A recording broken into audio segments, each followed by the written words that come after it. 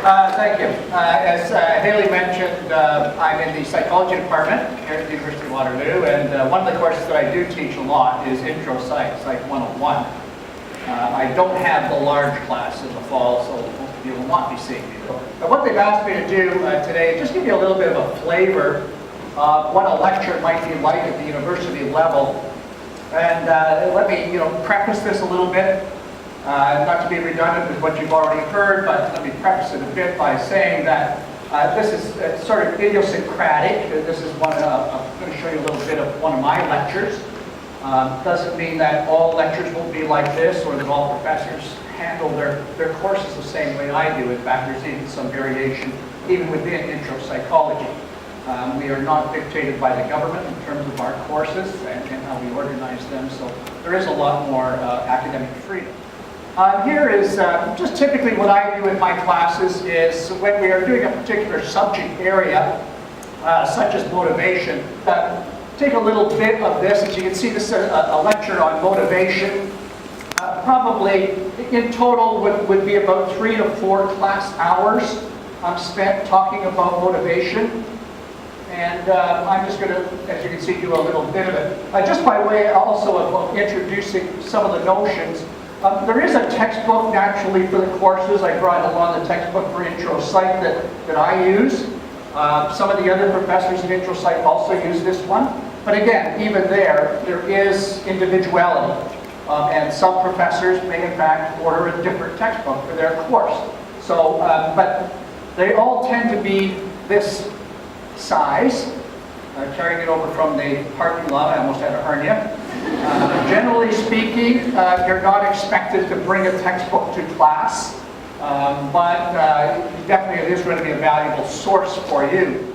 I know some professors basically taught out of the textbook. I think more and more professors have gotten away from that rather lazy habit, and most now will elucidate, exaggerate, elaborate on the textbook, and even bring other material that is not covered in the textbook. So if you saw my lecture overhead, for example, and the things that I talk about in class, you'll find very little similarity between that material and the material that's in the textbook.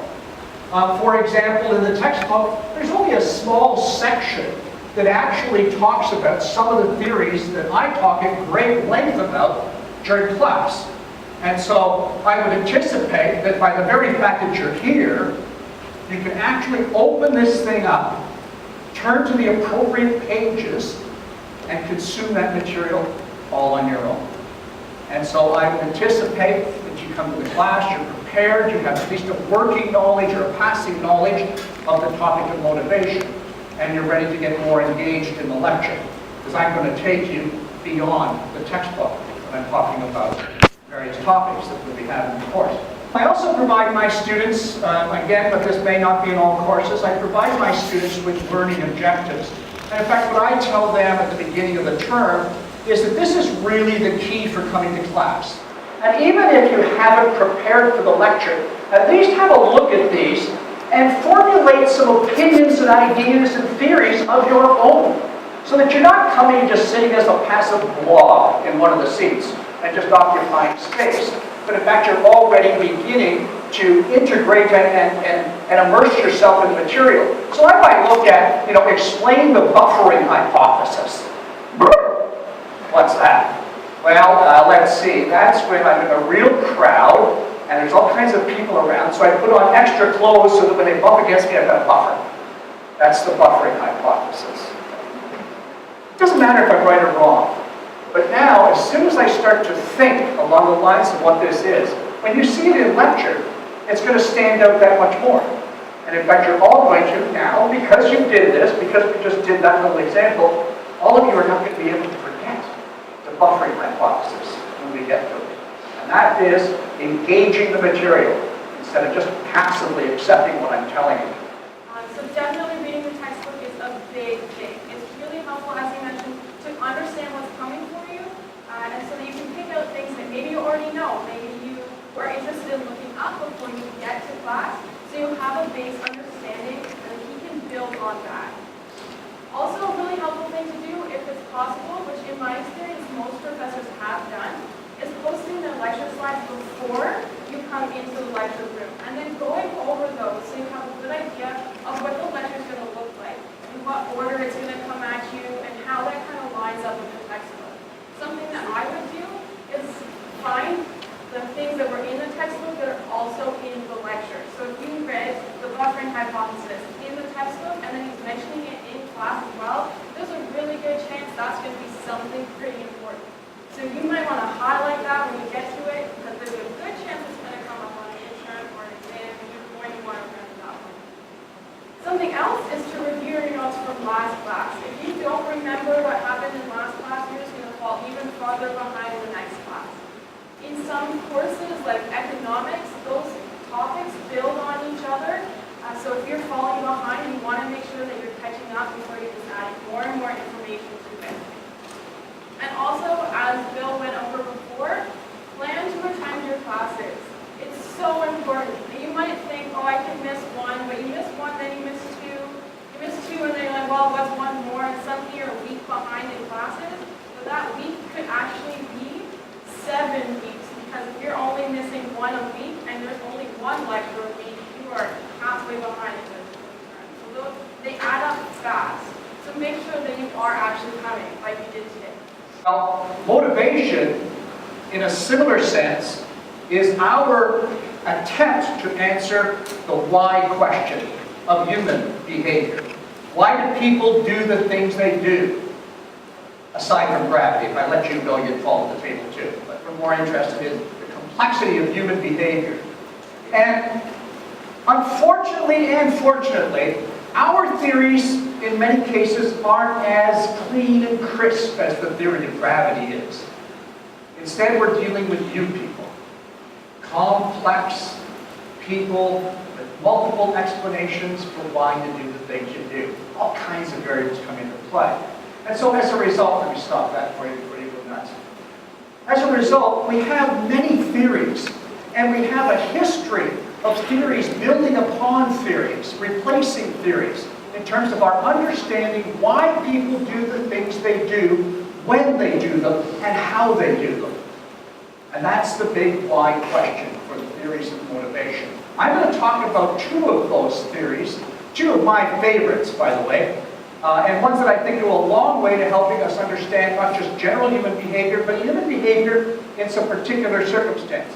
Okay, so I'd like to begin by introducing you very briefly to 2 psychologists at the University of Rochester, Edward Deasy, Richard Bryan, who are the authors of a theory called determination theory, but part of that is also known as cognitive evaluation theory. Very fancy terminology for actually a very straightforward theory that most of you are already familiar with, because it's had such a great impact on our understanding of why people do the things they do. You know the language of this theory already. Little did you know that you've been studying psychology all along. The cognitive evaluation theory, first of all, building on our common understanding that a lot of what we do is goal-oriented behavior, where we are attempting to attain some outcome, some desired outcome, or perhaps avoiding an undesirable outcome. But for now, let's just stick with the desirable ones to simplify things. And so this is goal-oriented behavior. You are writing some of this notes down now so that you can pass an exam later, so that you can do well at the university, get a degree from the greatest university in Canada, and then a great job and become one of the leaders in Canada. Okay. So that's all goal-oriented. So our outcomes have a motivational value. They draw our behavior, and we call that extrinsic value, or often extrinsic motivation. Extrinsic value means the outcome is rewarding. In intrinsic value, the performance is an end in itself. Even though it may produce outcomes, it's not the outcomes that we're after. So I may shoot pucks for an hour against that wall. As a result of that, I may become a very prolific goal scorer in hockey.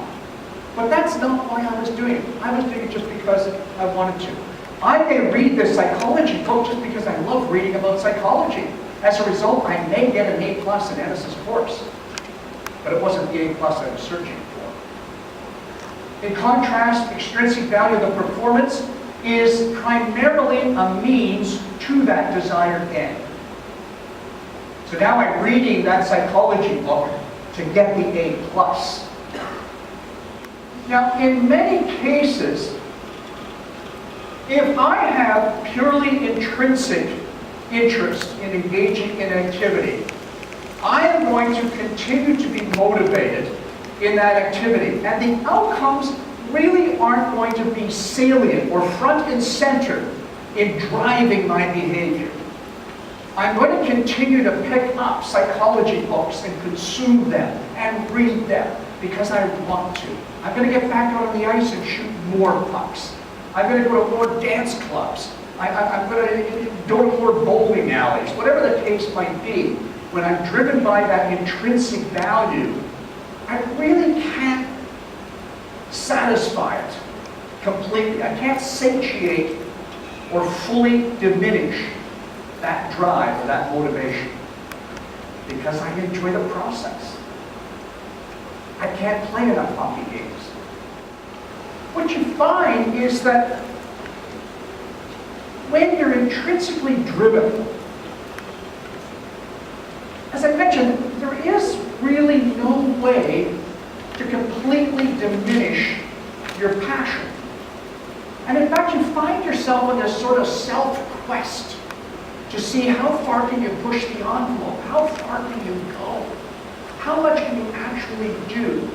Some of our best athletes, just continue to try and develop another skill, a better skill, and not necessarily for a better contract, but just to see how good can they actually become.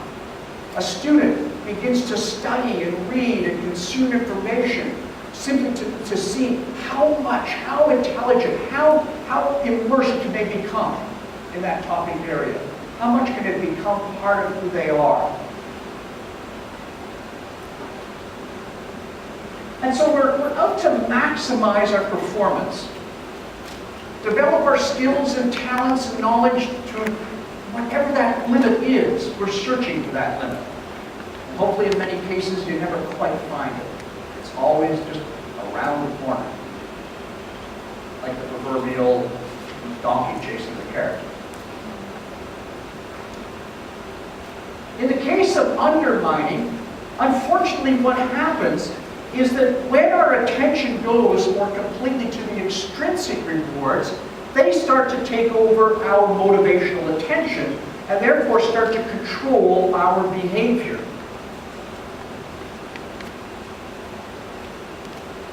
And now what happens is you become motivated to simply achieve the outcome. So now my niece will only read enough books. It takes 5 to get a hamburger. So she'll pull 5 down from the shelf and then zip through them as fast as she can with just enough, barely enough knowledge to report back to the teacher. That was about a book, about a dinosaur who died. Give me my hamburger.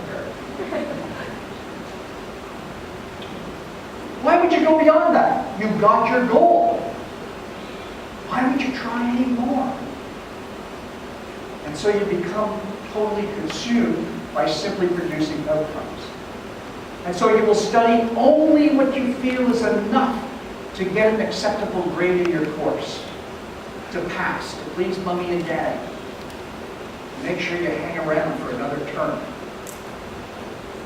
Or to get a good grade that will allow you to get a degree, allow you to get a job. And when you're done here, you may look back on the social relationships you had with great fondness, but not the classes you had. A little bit, but you're not really interacting with what the professor is saying. So you're taking your notes, you're looking what's on the screen, maybe you're just kind of listening off to the side what the professor is talking about. But what we think that you should or encourage you to do is active listening. So that's when you're listening to the information, you're absorbing it, you're thinking of your own examples as he brings in examples. You think, oh, that one thing that I saw last week, that's kind of like what we're talking about now. That is active listening. And active listening is important because it helps you to question the information. You